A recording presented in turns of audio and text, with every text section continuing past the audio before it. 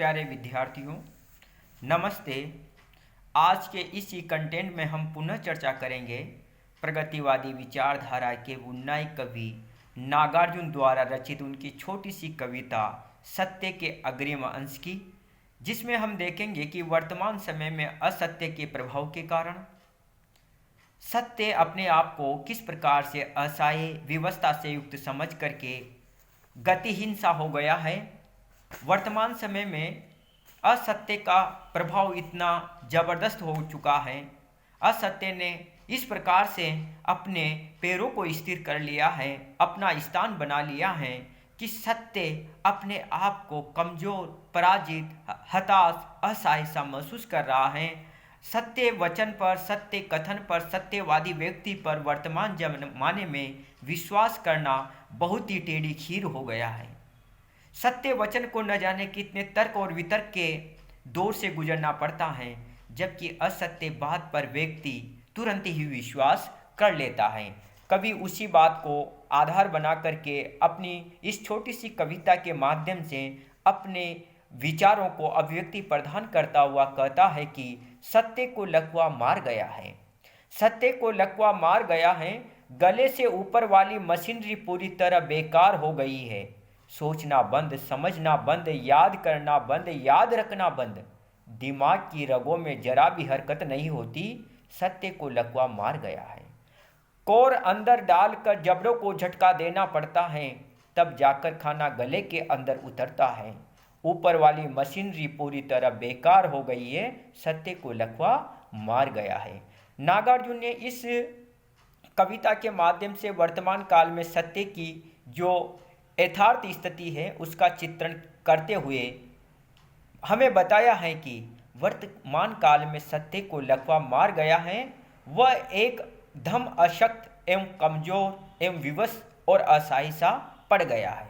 जिस प्रकार से लकवाग्रस्त व्यक्ति के ऊपर किसी प्रकार की गतिशीलता दिखाई नहीं देती है, उसी प्रकार से असत्य भी बिल्कुल असहाय होकर के रह गया है। कवि आगे कहता है कि गले से ऊपर वाली मशीनरी पूरी तरह बेकार हो गई है, कि जो सत्य रूपी मानव है, मनुष्य हैं, उसके गले से ऊपर वाली मशीनरी अर्थात मुख, नाक, कान, मस्तिष्क आदि सब ने काम करना बंद कर दिया है, सब बेकार हो गए हैं। मस्तिष्क ने सोचना बंद, समझना, याद करना तथा याद रखना भी बंद कर दिया है।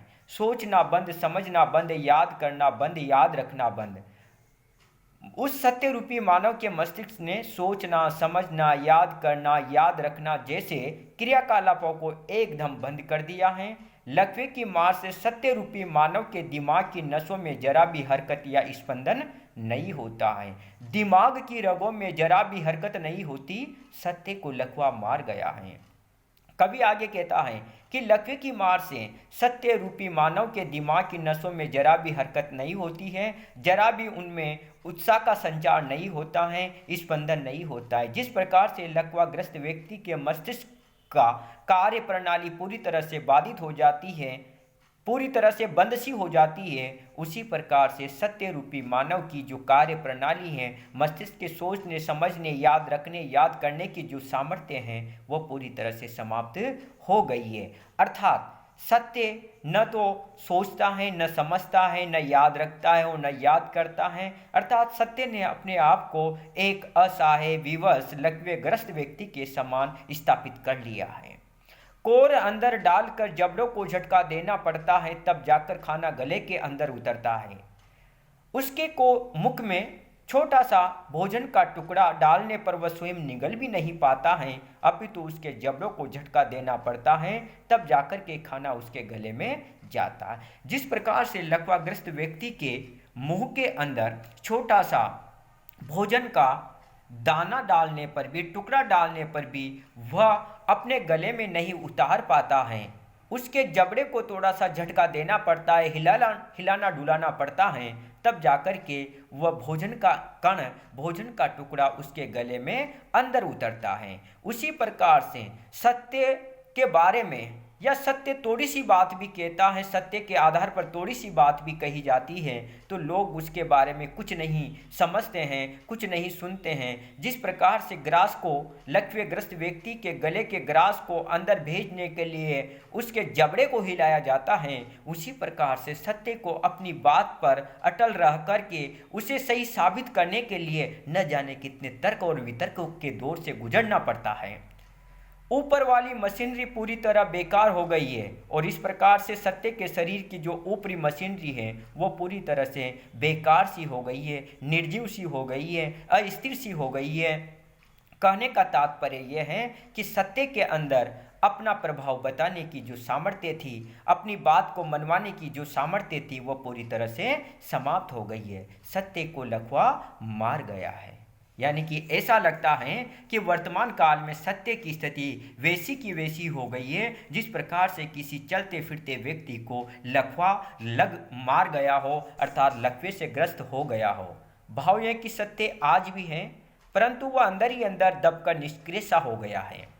स्वार्थपरता, छल कपट, भेदभाव, भोगवाद आदि ने सत्य को एकदम कमजोर कर दिया है।